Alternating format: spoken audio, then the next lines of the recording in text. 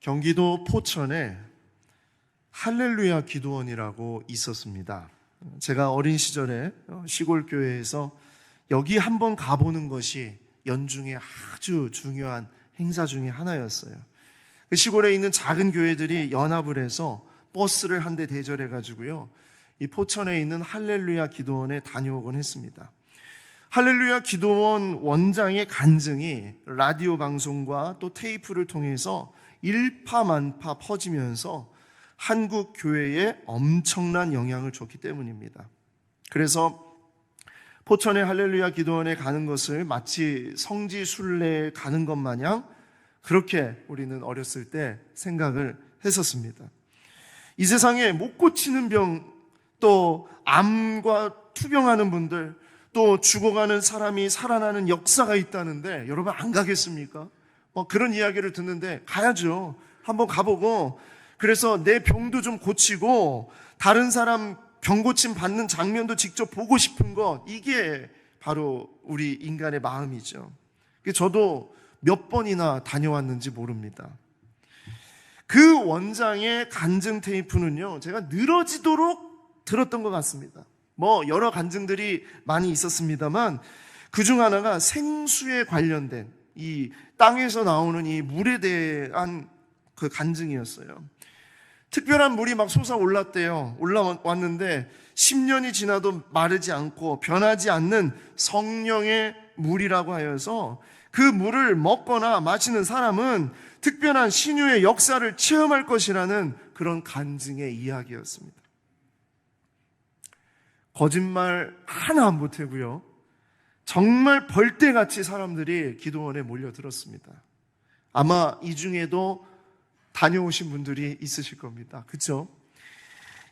제가 그 어렸을 때 초등학교, 지금 아이들로 봐서는 초등학교 때 그런 나이였는데요, 그때 이 기도원에 대성전이라고 있었는데 이 대성전 이름이 미디안 대성전이었어요. 미디안 광야에서 아마 가져온 것 같습니다. 근데 정말 이 대성전이 광야 같습니다. 얼마나 컸는지요. 이 미디안 대성전 안에 사람들이 모였는데 그때 이야기로 1만 명이 모였어요. 1만 명이 바닥에 쫙 앉아가지고요, 그냥 몇 시간씩 말씀을 듣고 그 말씀을 막 의지하면서 기도하면서 방석 하나 깔고 막 그렇게 집회를 했습니다. 우리 옛날에 기도원에 가면 그런 집회 있지 않았습니까? 아주 비슷해요. 정말 그렇게 막 집회를 하고, 특별히 밤에는 사람을 고치는, 그 병을 고치는 그런 장면들을 막 진짜 막 보면서 막 기도하면서 막 있는데, 막 그렇게 막 사람들이 왜 목소리가 갑자기 이상해지네요. 사람들이 몰려가지고요, 막 정말 그런 막 역사를 체험한다고 그랬어요. 그래가지고 밤에 잠을 자려고 하는데 이불이 없잖아요. 그래가지고 집에서 그 담요를 다 하나씩 챙겨가지고 와가지고 1만 명이 그 성전에 모여가지고 잠을 자는 겁니다. 그래서 너무 신났어요. 너무 재밌었어요. 저는 어렸을 때, 정말 집회가, 이런 집회가 있구나, 와, 이런 역사가 있구나, 막 그렇게 하면서 너무 신기했습니다. 원장의 안수기도 한번 받겠다고요, 1만 명이 줄을 지어가지고 무릎을 꿇고 기도하는 모습이, 지금도 저는 그게 정말 가능할까라고 할 정도로요, 1만 명이 무릎을 꿇고 줄을 지그재그로 쫙 앉아가지고 막 기도를 하는 겁니다. 거기서 주여 주여 주여 1000번 하면 방언이 터진다고, 그래서 주여 부르라고 막 했던 기도원이었거든요. 그래서 제가 그 어린 나이에 주여 주여 주여를 외치다가 목이 다 쉬었어요. 그러면서 저도 이제 안수기도 한번 받고 싶어가지고, 그래서 그 1만 명의 대열에 무릎을 꿇고 앉아가지고 정말 나도 안수기도 받고 나도 막 놀라운 체험을 정말 해보고 싶다고 막 그러고 있었습니다. 그러면 저 앞에서부터 하얀 가운을 입은 그 원장이요, 양쪽에 남자 2분이 딱 서 있고 이 여자분이 막 뛰는 거예요. 앞에서부터 막 뛰어와요. 막 뛰어오는데 이 두 줄로 무릎을 꿇고 앉아있는 사람들 막 주여 주여 하는데 이 앞에서부터 뛰어오면서 안수기도를 하는데 이건 안수기도가 아니라 뒤통수를 한 대씩 팍팍팍팍 치면서 막 뛰어가는 겁니다. 근데 막 사람들이 거기서 막 주여 하면서 막 넘어지는 거예요. 막 이쪽으로 팍 저쪽으로 팍 이게 막 넘어지는 겁니다. 그래가지고 야 나도 정말 저 안수기도 받고 넘어졌으면 좋겠다 막 하면서 눈을 꾹 감고 있는데 앞에서부터 막 달려오는데 주여 주여 주여 막 하고 있는데 순간 사정없이 제 뒤통수를 팍 치고서 지나가는 거예요. 그 순간 알았어요. 이것은 기도가 아니라 이것은 맞는 거구나 이렇게 생각했어요. 맞았습니다. 근데 더 안타까운 일은 제가 넘어지질 않은 거예요. 넘어지질 않으니까 머리는 너무나 아픈데 넘어지지 않았어요. 그러니까 제가 이제 자책을 합니다. 나의 믿음이 너무나 약하다. 내가 정말 제대로 부르짖지 못했구나. 주의 영이 내 안에 임하지 못하셨구나. 막 이런 마음으로 얼마나 창피했는지. 주변은 다 넘어지는데 나만 넘어지지 않고 있으니까 얼마나 창피하겠습니까? 그래서 이튿날 저는 안 되겠다. 내가 여기까지 왔는데 그냥 돌아갈 수 없다. 그래서 그 기적의 생수로 내가 목욕을 해야 되겠다. 거기에 목욕탕이 있었는데 그 기적의 생수를 가지고 그 목욕탕을 하고 있었어요. 그래서 이 생수로 씻는 목욕탕에 가야 되겠다. 어젯밤에 안수기도도 잘못 받았는데 정말 목욕이나 제대로 잘하고 새로운 몸으로 마음으로 집으로 돌아가야지. 아니 무슨 초등학생이 그런 결단을 하는지 그때는 그랬어요. 그래서 그렇게 하고서 아버지와 함께 목욕탕으로 향했습니다. 그 목욕탕에도 사람이 얼마나 많은지 그래도 그 물에 한번 내 몸을 담가 보겠다는 마음으로 사람들 사이를 비집고 들어가서 결국 그 물속에 내 몸을 담그고 밖으로 나와가지고 그 뿌듯함과 기쁨은 정말 이루 말할 수 없었어요.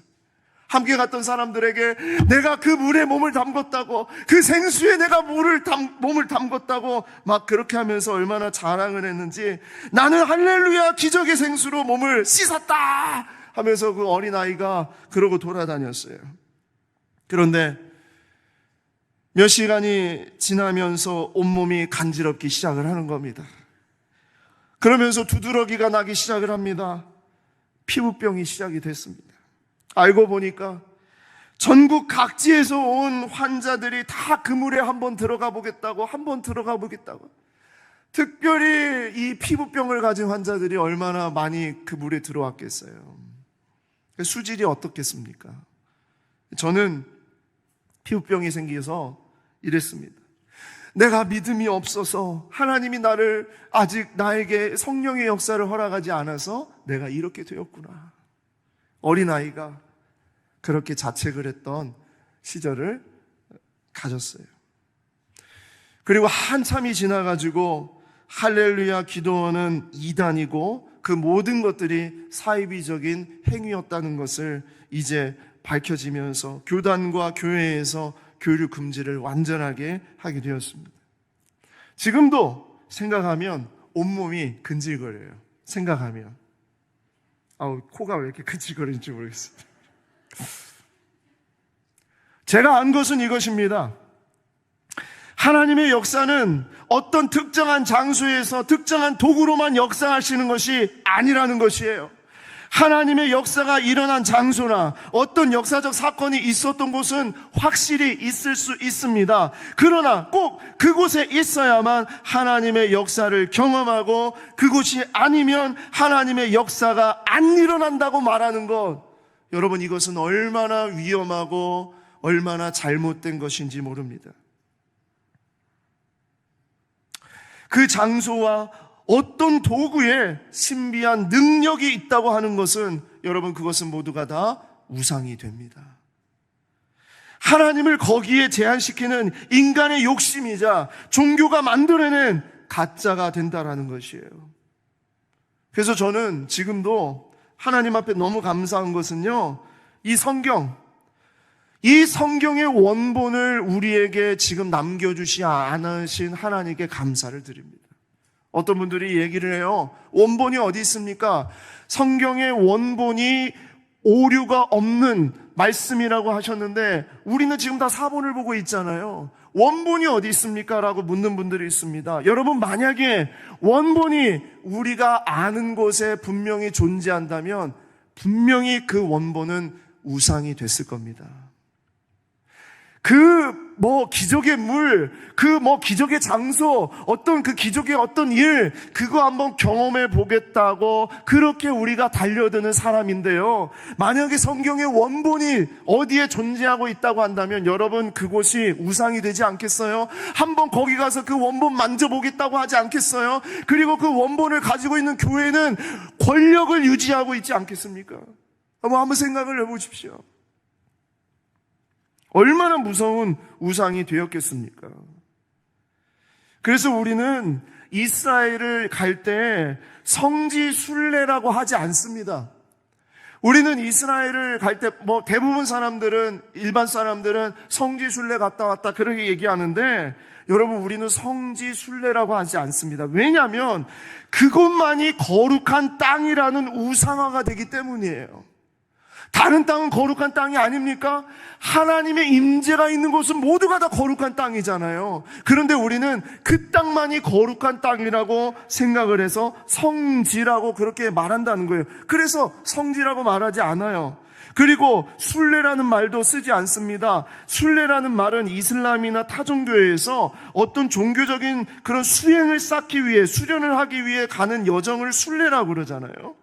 그래서 성경적이지 않기 때문에 우리는 성지 순례라고 하지 않고 성경에 있는 지리, 성경에 있는 어떤 지역, 이것을 다녀오는 성경 지리 답사, 성경 지리 탐방, 이렇게 우리는 이야기를 해요.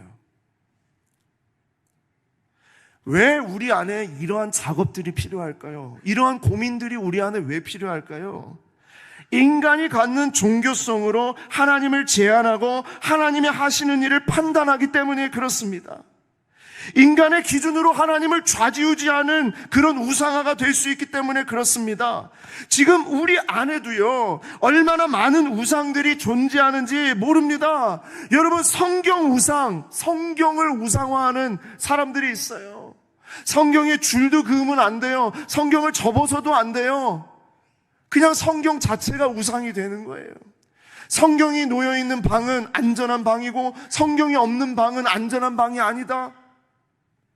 여러분, 우리가 십자가를 우상화시킬 때가 있어요. 십자가 목걸이를 하고 십자가를 차에 달고 다녀야 우리 차가 안전하다, 하나님이 보호하신다. 십자가 우상화입니다.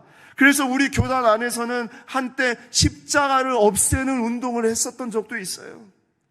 하나님을 바라봐야 되는데 십자가만 바라보는 거예요. 그러니까 그게 우상이 되는 겁니다. 그렇게 된다는 것이죠. 그리고 사도신경 우상화, 주기도문 우상화, 이걸 주문처럼 외우는 거예요. 그리고 예배당 우상화가 있어요. 예배당 우상화. 교회 안에 있으면, 이 예배당 안에 있으면 하나님이 우리를 지켜주시고 예배당 밖으로 나가면 우리는 마치 무방비 상태가 되는 것처럼 그런 의식을 가지고 있습니다. 그러다 보니까 세상에서 자기 마음대로 막 살다가 예배당 안에 오면 엄숙해지고 거룩해지고 좀 경건해지는 마음? 좀 이런 느낌? 이런 것을 추구하는 거예요. 그리고 다시 문을 열고 나아가서 자기 마음대로 살다가 여기 오면은 다시 또 경건해지는 것 같고 마음이 깨끗해지는 것 같아요. 여러분, 이것이 바로 예배당 우상화입니다. 지금 우리가 살고 있는 이 시대에 이런 우상화들이, 이런 문제들이 우리 안에 이렇게 많이 있는데, 여러분, 진짜 하나님께서 거하시는 성전, 가시적으로 분명히 볼 수 있는 성전이 있는 바로 이 이스라엘 예루살렘 땅은 어떤 일이 벌어졌겠습니까? 특별히 오늘 우리가 읽었던 말씀, 예레미야가 선포했던 이 시절에 이 이스라엘 백성들에게는 어떤 우상들이 있었겠냔 말이에요. 더 많았겠죠. BC 722년에 아수르에 의해서 북이스라엘이 완전히 멸망을 당하는 것을 보게 됩니다. 누가요? 남유다가 보게 됩니다. 자, 동족 가운데에서 북쪽에 살고 있었던 동족들이 아수르에서 멸망을 당하고 포로로 잡혀가는 것을 다 봤어요. 그 남유다가 그럼 밑에서 자기 동족이 그런 일을 보게 되었으면 하나님 앞에서 회개하고 돌아오고 정신 차리고 와야 되잖아요. 그렇죠? 북이스라엘이 물론 잘못해서 죄가 관영했기 때문에 하나님이 북이스라엘 친 게 맞지만 남유다를 남겨두신 이유는 남유다가 잘했기 때문이 아니죠. 남유다를 통해서 정신 차리고 하나님의 말씀 앞에 다시 돌아와서 온전한 이스라엘을 회복하도록 하는 하나님의 마음이 있기 때문에 남유다에게 북이스라엘의 멸망을 보게 하신 거예요. 그러면 남유다는 정신 차리고 우리가 정말 잘못했습니다. 우리도 저렇게 무너지지 않게 하여 주시옵소서 하고 부르짖어야죠. 하나님 말씀 앞에 그렇게 서야죠. 그런데 남유다는 우리는 절대 무너지지 않는다, 빼앗기지 않는다, 쟤네들은 하나님이 버렸기 때문이고 우리는 하나님이 있기 때문에 우리는 하나님이 절대로 우리는 벌하지 않는다는 전혀 근거 없는 확신을 갖고 있었어요. 얼마나 이것이 착각이고 오만한 생각이었는지 모릅니다. 남유다는 자랑을 했습니다. 오히려 자랑을 했어요. 뭐라고 자랑했냐? 우리는 두 가지가 있어서 우리는 절대 무너지지 않는다. 우리는 패배하지 않는다. 두 가지가 뭐냐? 첫 번째 하나는 우리는 하나님의 언약을 받은 선민이다. 선민사상. 우리는 택함을 받았다. 우리는 하나님께서 우리에게 약속하신 민족이다. 라는 선민사상. 두 번째는 우리에게 예루살렘 성전이 있다. 성전이 있다. 보이는 성전. 이 건물이 우리 예루살렘에 버젓이 있는데 어떻게 우리가 무너지겠느냐. 선민과 성전. 이 두 가지로 자랑을 했습니다.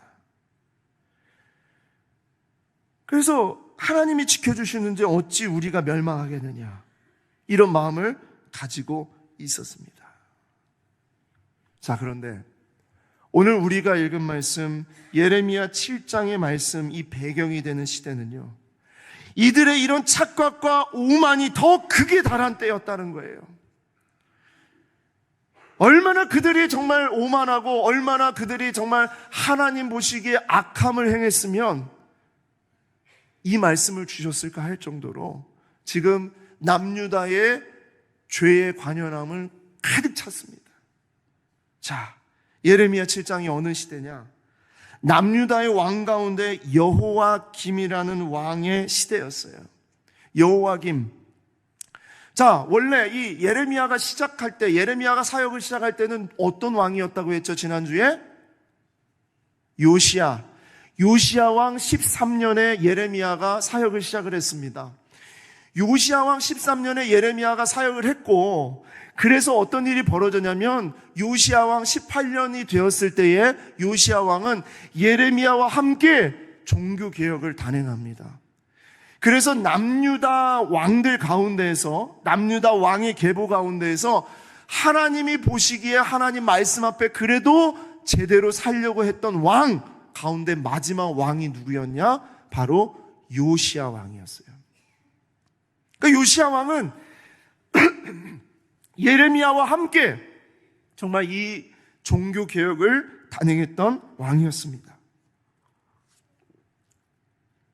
자, 그런데 이 요시야 왕 시절에 종교개혁을 단행하면서 우상을 없애고 산당을 없애고 그리고 잊어버렸던 놓치고 있었던 하나님의 말씀을 다시 읽기 시작하는 역사가 일어났어요. 그래서 백성들이 하나님의 말씀을 다시 의지하고 나오는 일들이 벌어졌는데 점점 종교개혁이 약해지고 느슨해지고 그렇게 되면서 다시 우상과 그릇된 그런 마음들이 이스라엘 백성들에게 점점 팽배해지고 있었습니다. 그때에 하나님께서 요시야 왕을 애굽과의 전쟁 가운데에서 요시야 왕의 생명을 걷어가세요. 요시야 왕이 죽습니다. 어느 날 갑자기 전쟁에서 요시야 왕이 죽어요. 그렇게 되면서 한때 일어났던 종교개혁이 다 물거품으로 사라지게 됩니다. 자, 온 백성들의 충격을 받게 되었죠. 그러면 어떻게 해야 됩니까? 하나님의 말씀 앞에서 정신 차리고 다시 말씀을 붙잡고, 하나님 우리가 잘못했습니다, 하나님 우리를 살려주시옵소서, 그렇게 부르짖고 나가야 맞잖아요. 하나님 앞에 무릎을 꿇어야 맞는 거예요. 예레미야의 목소리에 청종하고 하나님 말씀 앞에 다시 서야 되는 것이 맞는 거예요. 그런데 남유다는 오히려 말씀이 없는 나라로 금방 돌아가 버립니다. 그런 가운데 가장 정말 이 백성들이 하나님을 버리고 하나님 없이 살아가도록 만들었던 그 왕이 누구였느냐? 여호야김 왕이었어요. 이 여호야김 시대에 이 백성들에게는 불순종과 오만한 생각으로 가장 극에 달한, 가장 가득한 그런 시절을 살게 되는 것입니다. 악행을 하고 손에 피를 묻혀도 종교적인 제사만 드리면 괜찮아, 예배하면 되잖아, 우리 가서 재물 잡아가지고 바치면 되지, 우리는 절대 안 무너져. 이 사람들이 이렇게 이야기를 했던 그 강력한 이유가요, 오늘 우리가 읽은 말씀의 배경이 되는 예루살렘 성전 때문입니다. 예루살렘 성전. 성전이 우리에게 있는데, 아니 이렇게 버젓이 성전이 이렇게 딱 있는데 어떻게 우리가 무너져? 우리는 절대 안 무너져. 이 사람들의 오만과 방종에 예레미야를 하나님이 부르시는 거예요. 그리고 하나님이 예레미야를 어디에 세우냐? 여호와의 집 문 앞에 세웁니다. 성전 문 앞에 세웁니다. 그리고 예배하러 들어오는 남유다 사람들을 향해서 이 고독한 설교자는 하나님의 말씀을 대언하여 외치기 시작을 합니다. 자, 그 내용이 무엇인지 들어보겠습니다. 예레미야 7장 1절에서 4절 말씀입니다. 여호와께로부터 예레미야에게 말씀이 임하니라. 이르시되 너는 여호와의 집 문에 서서 이 말을 선포하여 이르기를, 여호와께 예배하러 이 문으로 들어가는 유다 사람들아, 여호와의 말씀을 들으라. 만군의 여호와 이스라엘의 하나님께서 이와 같이 말씀하시되 너희 길과 행위를 바르게 하라. 그리하면 내가 너희로 이곳에 살게 하리라. 너희는 이것이 여호와의 성전이라, 여호와의 성전이라, 여호와의 성전이라 하는 거짓말을 믿지 말라. 아주 분명하게 예레미야는 선포하고 있습니다. 성전 문 앞에 설교자의 이 말씀을 들으시기 바랍니다. 이 말씀을 들어야 됩니다. 너희는 이것이 여호와의 성전이라 하는 거짓말을 믿지 말아라. 여호와의 성전이 아니다, 여기는 여호와께서 임재하지 않으신다, 여호와께서 역사하지 않으신다, 여호와께서 더 이상 이곳을 하나님의 처소로 삼지 않는다, 그 이야기예요. 여기서 예배하면 괜찮아, 이곳에 있으면 안전해. 우리가 얼마나 돈을 많이 들여서 짐승을 잡았는데, 짐승 중에서도 최극상품으로 잡아가지고 지금 제사하고 있는데 하나님이 우리 축복해 주시지 않겠어? 우리가 이렇게 주일에 나와가지고 봉사하고 희생하는데 우리 애들 잘 되게 해주지 않겠어? 이런 생각으로 속이는 것에 넘어가지 말라는 얘기예요. 그것은 다 뭐라고요? 거짓말이다, 거짓말이다. 자, 그래서 예레미야는 아무도 듣지 않아요. 당시 어떤 누구도 듣지 않아요. 성전으로 들어가는 어떤 사람도 그 말씀에 귀를 기울이지 않지만, 마치 오늘과 같이 비가 내리는 이런 날처럼 저 문 밖에 서서 예배당 안으로 들어오는 사람들에게 하나님의 말씀을 선포하고 하나님의 말씀을 아무리 설교한다 하더라도 하나도 그 이야기를 듣지 않고 예배당으로 들어와 버리는 사람들과 같이, 그렇게 사람들은 무시하고 자기들은 성전으로 들어와서 종교적인 의식을 행했다는 것입니다. 자, 그런데 우리는 들어야 되지 않겠습니까? 하나님의 말씀이, 하나님께서 이 말씀을 우리 들으라고, 그 백성들 들으라고, 하나님의 자녀들 들으라고 주신 것인데 들어야 되지 않겠어요?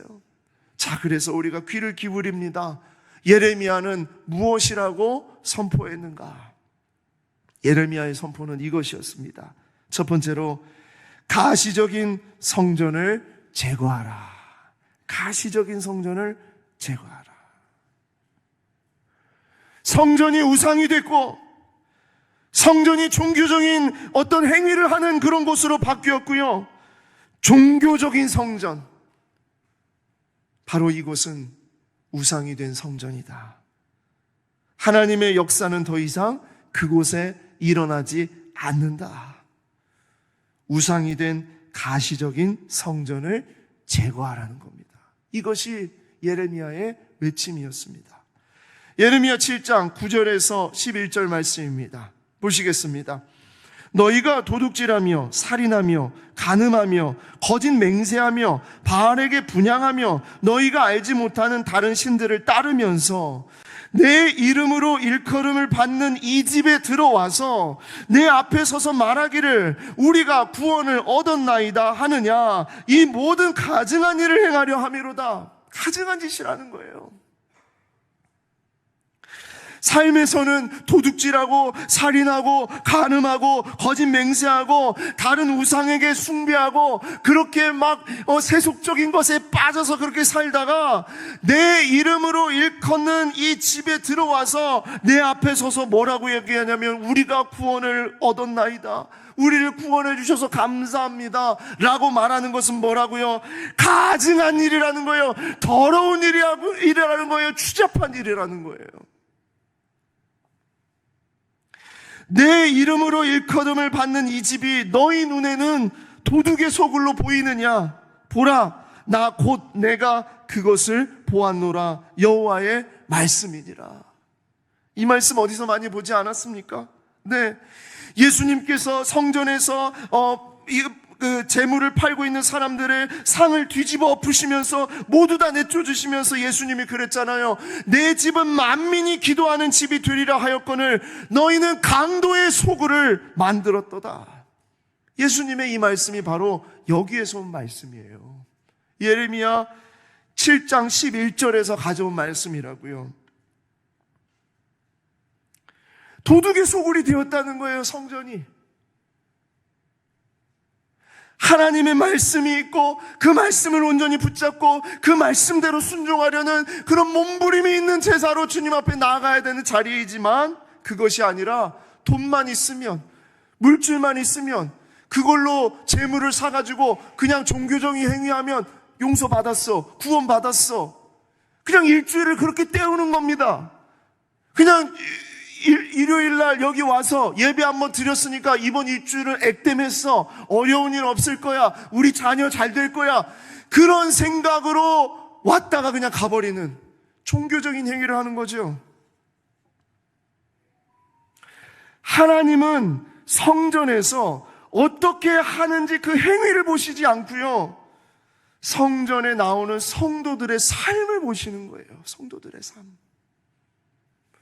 그 마음이 어떠한지, 그 중심이 지금 어디에 있는지 그것을 보신다고요. 그래서 뭐라고 말씀하시냐? 예레미야 7장 5절 6절 말씀 우리 같이 한번 읽어보겠습니다. 시작. 너희가 만일 길과 행위를 참으로 바르게 하여 이웃들 사이에 정의를 행하며 이방인과 고아와 과부를 압제하지 아니하며 무죄한 자의 피를 이곳에서 흘리지 아니하며 다른 신들 뒤를 따라 화를 자초하지 아니하면. 네, 하나님이 원하시는, 여호와께서 원하시는 삶은 바로 이 삶이었습니다. 그냥 딱 겉으로 볼 때는 무슨 도덕적으로 잘 살고 선하게 살고 이웃을 잘 이렇게 대접하고 그렇게 살라는 얘기인가로 보이시죠? 그게 아닙니다. 이 말씀 속에는 이런 말씀이 들어있는 거예요. 길과 행위를 참으로 바르게 하라는 얘기는 뭐냐? 일상에서 삶에서 하나님의 말씀대로 순종하라는 겁니다. 하나님의 말씀이 기준이 되어서 순종하라는 거예요. 그 말씀을 어떻게 해서든지 지켜내려고, 그 한 절이라도 그 말씀을 붙잡으려고 그렇게 매달리면서 살아가는 삶, 그 삶을 사는 그 자가 와서 예배를 드릴 때 하나님이 그 예배를 받으신다는 겁니다. 또 이방인과 고아와 과부를 압제하지 아니하며 무죄한 자의 피를 이곳에서 흘리지 아니하며, 이 이야기는 무슨 얘기냐? 세속적인 방식, 세속적인 문화대로 따라가는 것을 멈추라는 얘기예요. 사람들이 다 그렇게 사는데, 사람들이 다 저렇게 사는데, 사람들이 저거 다 괜찮다고 하는데, 괜찮아. 저 교회 다니는 사람들도 다 저렇게 사는데 뭐 우리가 뭐 그렇게 말씀 붙잡고 살아? 그냥 이게 문화잖아. 문화니까 괜찮잖아. 그렇게 하면서 용납하고 그냥 자기 욕심에 이끌려서 살아가는 그런 삶, 그거 멈추란 얘기입니다. 자, 그리고 다른 신들 뒤를 따라 화를 자초하지 아니하며, 무슨 얘기냐? 다른 우상들 따라가면서 주일에는 성전에 와서 뭐 종교적인 행위를 하는 것처럼 그렇게 한다는 거예요. 주중에는 물질 앞에서, 돈 앞에서, 권력 앞에서, 정치 앞에서, 사람 줄 앞에서 그렇게 벌벌벌벌 떨고요, 우상을 만들고요, 돈이 우상이 되고, 부동산이 우상이 되고, 그리고 무슨 건강이 우상이 되고, 내 자녀가 우상이 되고, 나의 무슨 진로가 우상이 되고, 성공이 우상이 되고, 그런 우상들 그렇게 마음껏 막 따라다니다가 일주일에 한 번 교회 와가지고 난 여기 앉아 있었으니까 나는 괜찮겠지.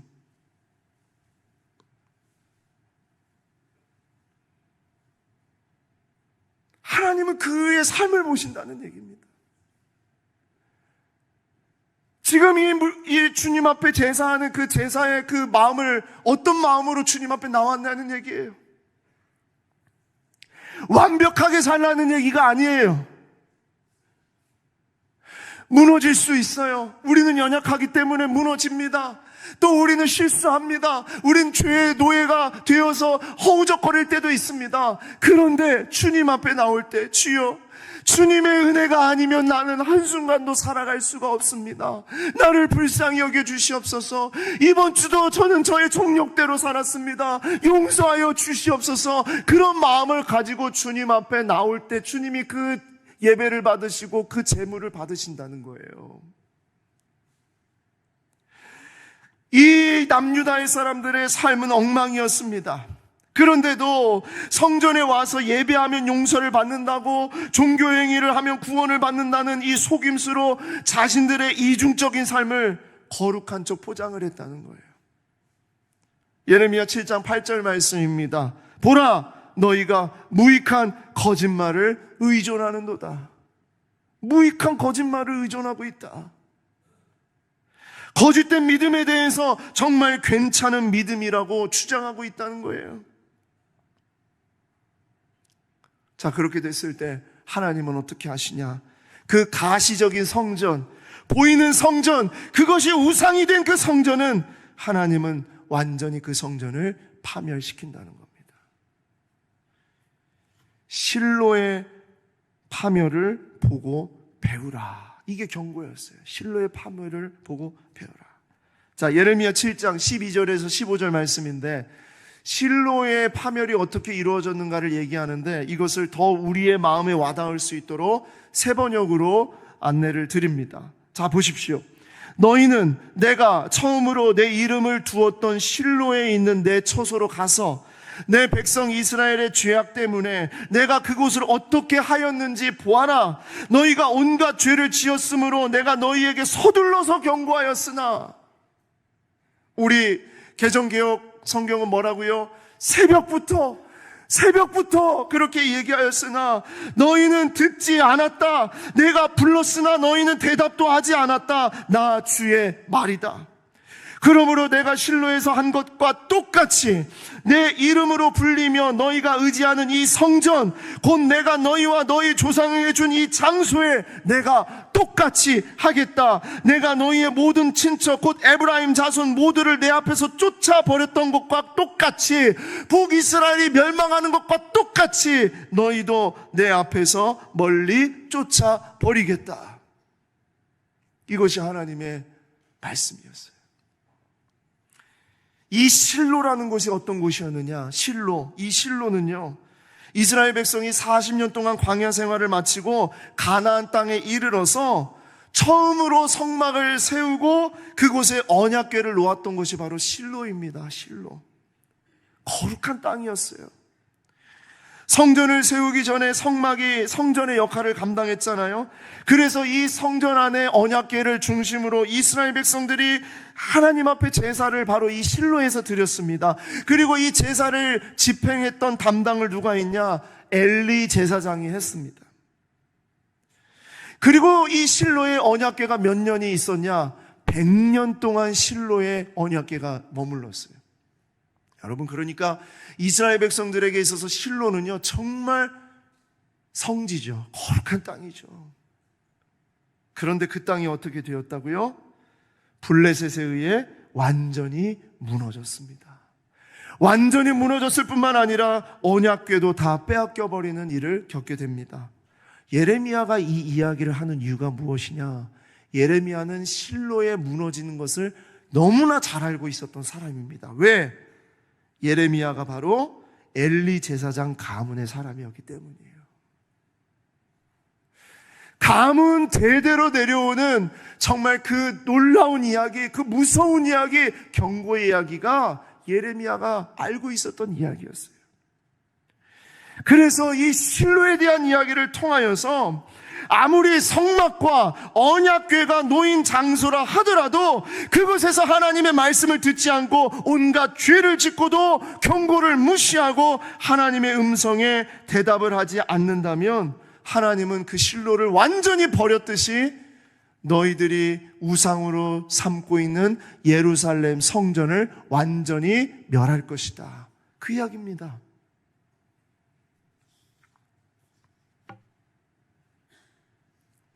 남유다 사람들에게 이 성전은요, 우상이 되었어요. 가시적인 성전은 우상이 되었어요. 그 장소가, 그 도구가 하나님보다 더 중요해지면 여러분, 그것은 우상이 됩니다. 우상이 됩니다. 우상은 반드시 제거해야 되고 없애야 된다. 우상으로 말미암아 그 백성이 완전히 멸망을 당하기 때문입니다. 가시적인 성전을 제거하는 것. 여러분, 이것이 얼마나 중요한 일인지 모릅니다. 여러분, 우리들에게는 어떤 우상이 있습니까? 그래서 두 번째로 여러분들에게 드리고 싶은 이야기는 이것입니다. 비가시적인 성전을 척결하라. 비가시적인 성전을 척결하라. 오늘 이 말씀이 남유다 백성들에게 하신 말씀이에요. 성전에 예배하러 들어오는 남유다 백성들, 바로 그 백성들이 들으라고 성전 문 앞에 서서 정말 이 예레미야가 정말 아무도 듣지 않는 이 백성들 앞에서 그렇게 죽으라고 외쳤던 말씀입니다. 그런데 여러분, 이 말씀은 바로 이 시대 성전을 향한 말씀입니다. 이 시대의 성전을 향해서 들어가는 우리들을 향한 말씀이에요. 여러분, 이 시대의 성전은 어디에 있습니까? 한번 생각해 보십시오. 이 시대 성전이 어디 있습니까? 이스라엘이요? 아닙니다. 이스라엘의 성전 없습니다. 옛날에 성전이었던 터만 있죠. 그 모습만 있죠. 건물만 있죠. 아니요. 예루살렘에 없습니다. 로마 바티칸에 없습니다. 서울시 은평구 통일로 62기 12 혁신파크 옆에 있는 이 건물이요? 이게 성전이라고 여러분 생각하세요? 아닙니다. 여기도 성전이 아닙니다. 여러분, 성전이 어딥니까? 우리 주님은 우리에게 뭐라고 말씀하셨냐? 너희가 성전이다 그랬습니다. 너희가 성전이다. 우리가 성전입니다. 우리. 하나님은 하나님의 임재를 예수 그리스도의 보혈로 말미암아 비가시적인 성전인, 움직이는 성전인 바로 우리에게 하나님의 역사, 임재를 허락해 주셨어요. 가시적인 건물의 성전을 통해서 하나님의 임재가 어떠한 것인지를 보게 하시면서 바로 이 하나님의 그 성전이 우리라는 것을 말씀해 주시기 위한, 이게 하나님의 놀라운 계획입니다. 여러분, 지금 성전이 어디 있어요? 우리가 성전입니다. 고린도전서 3장 9절 16절에서 17절 말씀 보시겠습니다. 우리는 하나님의 동역자들이요 너희는 하나님의 밭이요 하나님의 집이니라. 16절입니다. 너희는 너희가 하나님의 성전인 것과 하나님의 성령이 너희 안에 계시는 것을 알지 못하느냐. 누구든지 하나님의 성전을 더럽히면 하나님이 그 사람을 멸하시리라. 하나님의 성전은 거룩하니 너희도 거룩하니라. 아멘. 여러분, 이 시대의 성전은 누구예요? 어디 있어요? 예, 우리입니다. 제가 하나님의 말씀 앞에서 제가 꼬꾸라졌을 때 하나님의 말씀이 내 마음을 움직이고 하나님의 종으로 내가 결단했을 때 제가 하나님이 내 안에 계시는구나, 내가 성전이구나, 이것을 고백했을 때 육체적으로 내 몸을 강건하게 해야 되겠다고 다짐을 했습니다. 여러분, 술, 담배, 또 몸에 나쁜 거, 해로운 거 먹지 말아야 되는 이유가요, 하나님이 거하시는 처소가 이 몸이기 때문입니다. 저는 그래서 고등학교 때 담배를 끊었어요. 지난번에 말씀을 드렸죠. 초등학교 5학년 때 시작했던 담배를 고등학교 때 끊은 이유가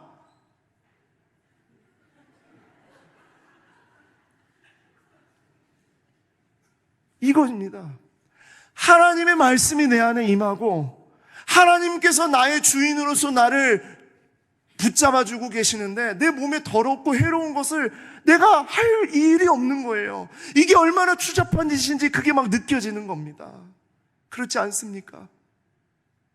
이게 육체적으로 순결하고 성결하게 하려는 그런 이유입니다. 자, 그런데 우리가 영적으로 우리의 성전, 이 성전을 거룩하게 지키는 거, 그게 뭘까요? 영적으로 우리 몸을 거룩하게 하는 거, 그것은 하나님의 말씀이 우리를 다스리게 하는 겁니다. 하나님의 말씀이 우리를 다스리게 하는 겁니다. 사랑하는 성도 여러분, 오늘 우리 귓가에 예레미야의 목소리가 들리기를 소망합니다. 남유다의 사람들 어떤 누구도 성전으로 들어가면서 예배하러 들어가면서 예레미야의 그 외침이 들리지 않았어요. 어떤 누구도 듣지 않았어요.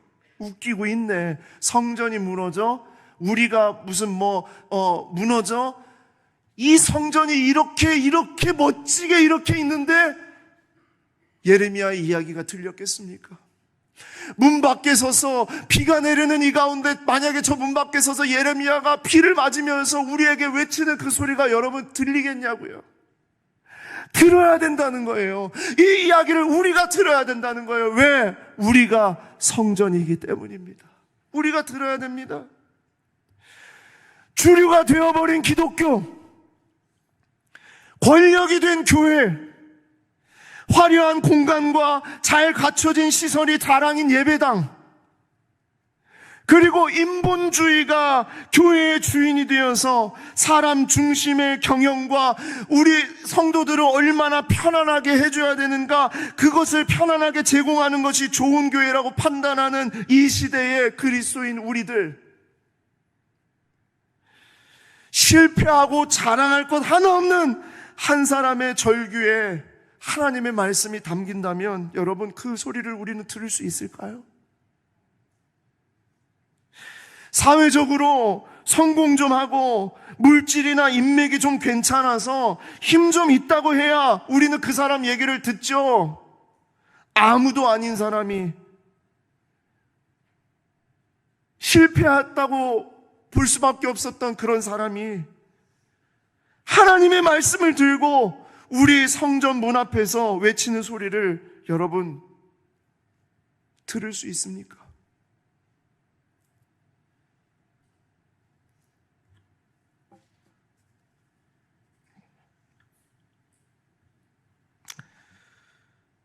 속으로 우리는 남유다와 같지 않습니다. 그렇게 말할 수 있습니다. 우리는 남유다는 아니죠. 그건 너무 심하게 얘기한 거 아닙니까?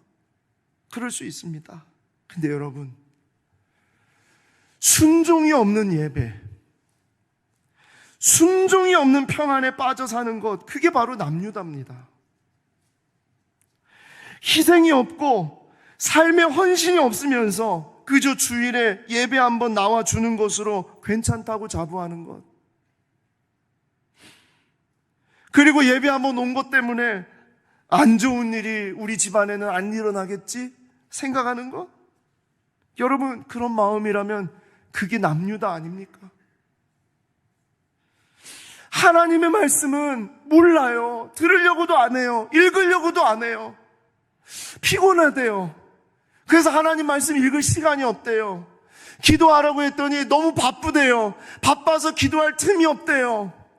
그렇게 이야기하면서 세상 돌아가는 세속적인 말들, 어떻게 하면 돈 잘 벌 것인지, 어떻게 하면 부자가 될 것인지, 어떻게 하면 성공할 것인지, 이런 말이나 아니면 다른 사람 험담하는 거나 깎아내리는 말에는요, 얼굴이 울그락불그락 하면서 그런 말들 앞에는 그냥 막 금방 질질질질 끌려다니는 그런 삶을 살아간다면 여러분, 그게 바로 남유다입니다. 특히 저 같은 사람이 제일 위험해요. 목사님 소리 듣고서요, 종교적인 행위를 앞서서 인도하다 보면은요, 영적으로 괜찮은 것처럼 느껴질 때가 있어요. 뿌리가 썩는데도 모르는 나무 질병처럼요, 겉은 괜찮은 것 같아 보이는데 속은 다 썩어서 문드러지는 그러한 모습으로 살아갈 수 있다는 것을, 여러분, 우리는 예레미야의 이 메시지 앞에 우리의 귀를 열어서 들어야 되는 줄 믿습니다. 팀 켈러 목사님은 설교 중에 이런 말을 우리에게 전해줬어요. 주일에만 열심을 품고 불순종하는 사람이 얼마나 많습니까? 좋은 기분만 느끼고 싶은 거죠. 그것은 신앙이 아니라 영성만 추구하는 겁니다. 하나님과 친밀함을 누리기 원하지만 그에 걸맞는 삶을 살아가려고는 안 해요. 예수님이 분명히 말씀하셨습니다. 너희는 내가 명하는 대로 행하면 곧 나의 친구라. 여러분, 혹시 우리가 그러지 않습니까? 종교적인 느낌, 오늘 찬양 너무 막 선율이 너무 좋고, 오늘 막 뭔가 좀 목사님이 막 저렇게 말할 때 막 마음이 뭔가 뭉클해지고, 오늘 좀 느낌이 아주 좋고, 오늘은 피곤하지도 않고 졸리지도 않은 것 보니까 뭔가 좀 나에게 이 어떤 영적으로 뭔가가 있는 것 같아. 여러분, 혹시 그렇게 생각하세요? 우리가 그런 것에 착각하고 넘어질 때가 있다는 얘기예요. 우리 그사랑교회 고상선 목사님의 글 중에 이런 글이 있어요. 사사기의 기드온은 하나님의 능력으로 전쟁에서 큰 승리를 거둔 후에 교만해져서 우상숭배를 합니다. 여러분, 이게 정말 무서운 얘기예요. 놀라운 이야기죠.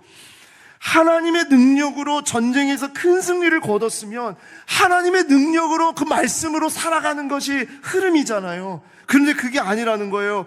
큰 승리를 거둔 후에 교만해져서 우상숭배를 합니다. 또 온 이스라엘 백성들을 우상숭배로 인도합니다. 백성들이 살아있을 때 타락이 시작된 최초의 사사가 누구냐? 기드온이라는 거예요. 기드온이 살아있을 동안 40년 동안 평안했다. 40년 동안 평안했다. 사사기 말씀에 그랬잖아요. 이 평안은 팀 켈러 목사님의 말에 의하면 예배가 없는 평안, 순종이 없는 평안이라는 거예요. 존 스토트 목사님은 오늘날 기독교의 상태를 쿠션 같은 종교라고 표현했어요. 안락한 종교, 편안한 종교, 그냥 내가 기대면은 괜찮은 종교, 기독교를 그렇게 보았다는 겁니다. 그러면서 고상하지만 얄팍한 기독교의 가면을 쓰고 그들은 존경을 잃지 않되 불편하지 않은 범위 내에서 신앙생활을 한다고 꼬집었습니다. 누구 얘기 같습니까? 남유다 얘기입니까? 아니요. 이게 바로 우리들의 얘기입니다. 우리 이야기입니다. 이 시대의 성전인 우리가 남유다와 같이 우리를 우상화하고 우리 기준과 우리 마음에 맞도록 포장하고 있을 수 있다는 것을 절대로 간과해서는 안 됩니다. 하나님의 말씀을 단 1도 듣지 않고 순종 없는 평안을 추구하며 고상한 기독교인인 척하는 삶은 괜찮은 삶이라고, 자랑스러운 삶이라고 말할 수 있다는 것, 여러분, 그것이 바로 우리의 삶이 될 수 있다는 것, 정말 우리가 들어야 될 예레미야의 외침입니다. 비가시적인 성전, 움직이는 성전, 우리라는 성전을 척결해가는 하나님의 말씀으로 날마다 우리 이 성전에 하나님의 말씀이 임재할 수 있는 그러한 삶이 여러분과 저의 삶이 되기를 소망합니다. 사랑하는 성도 여러분, 혹시 우리는 마당만 밟고 가는 자가 아닐까 모르겠습니다. 이사야 선지자의 고백과 같이 마당만 밟고 가는 자, 성전 안으로 들어와서 하나님의 임재를 누리고 하나님의 말씀을 붙잡고 하나님과 친밀한 교제를 누리지 못하고 마당 앞에만 밟고 가버리는 그런 사람이 우리일지 모르겠어요. 하나님의 임재는 없고 나 중심적인 간증만 있는 사람, 여기에 와야만, 어떤 자리에 앉아야만 은혜를 받고 밖에서는 하나님 없이 삶을 아무렇지 않게 살아가고 있는 그런 사람, 남유다의 정말 이 성도들을 향한 이 예레미야의 외침이 내 귓가에 들리지 않는다면 우리도 똑같은 존재라는 것을 기억하시고, 이 예레미야의 외침이 정말 오늘도 내 마음을 찢고 내 눈물을 흘리게 하며 하나님 말씀 앞에 다시 돌아가고 그 말씀, 순종이 있는 평안의 삶을 살아가도록 정말 그렇게 우리를 내어주는 여러분과 저의 삶이 되기를 간절히 소망합니다. 기도하겠습니다.